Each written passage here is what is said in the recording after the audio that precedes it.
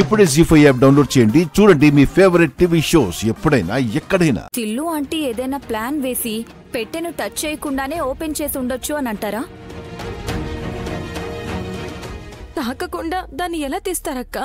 కర్రతో అట్టముక్కలతో ప్రయత్నించారు కదా, అలా ఏమైనా? లేదు వదినా, అన్నయ్య వాళ్ళు తీసుంటే తడబడేవారు. వాళ్ళు తీసినా ఏం చేసుకోగలుగుతారు?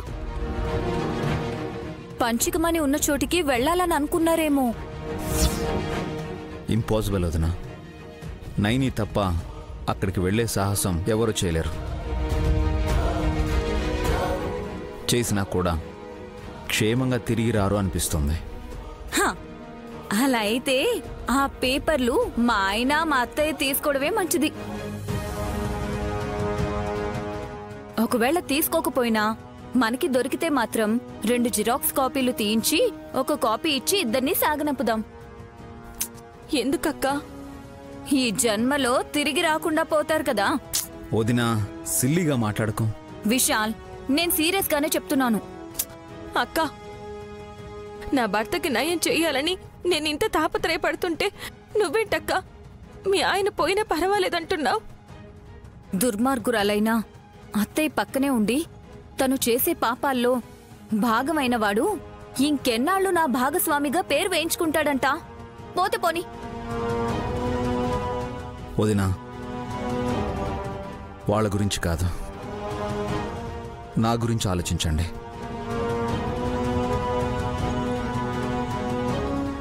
రోజు రోజుకి నా పరిస్థితి దారుణంగా మారిపోతుంది. ఈరోజు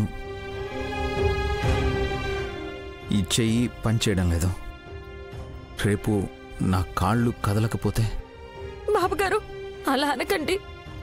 నైని, నాకేం కాదు అని నేను నీకు ధైర్యం చెప్తుండొచ్చు, కానీ నాకేమవుతుందో నాకైతే స్పష్టంగా తెలుస్తుంది.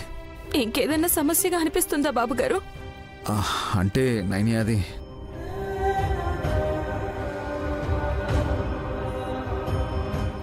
చెప్పు విశాల్, నువ్వు మనసులో పెట్టుకుంటే మాకెలా తెలుస్తుంది? ఏం లేదు వదినా, జస్ట్ లీవ్ ఇట్. లేదు బాబుగారు, మీరు చెప్పాలి. ప్లీజ్ విశాల్, చెప్పు. వదినా, నా గుండెల్లో నైని ఎప్పటికీ ఉంటుంది, కానీ ఈ గుండె పనిచేయడం ఎప్పుడు ఆగిపోతుందోనని భయం వేస్తుంది.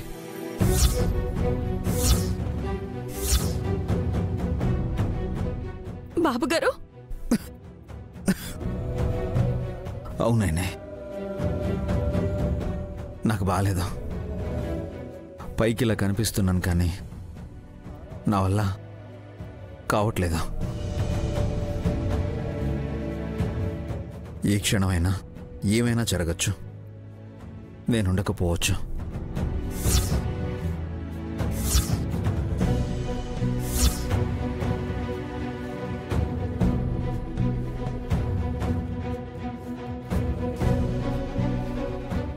జీ5 యాప్ డౌన్లోడ్ చేసి అన్ని ఎపిసోడ్స్ పూర్తి ఉచితంగా చూడండి.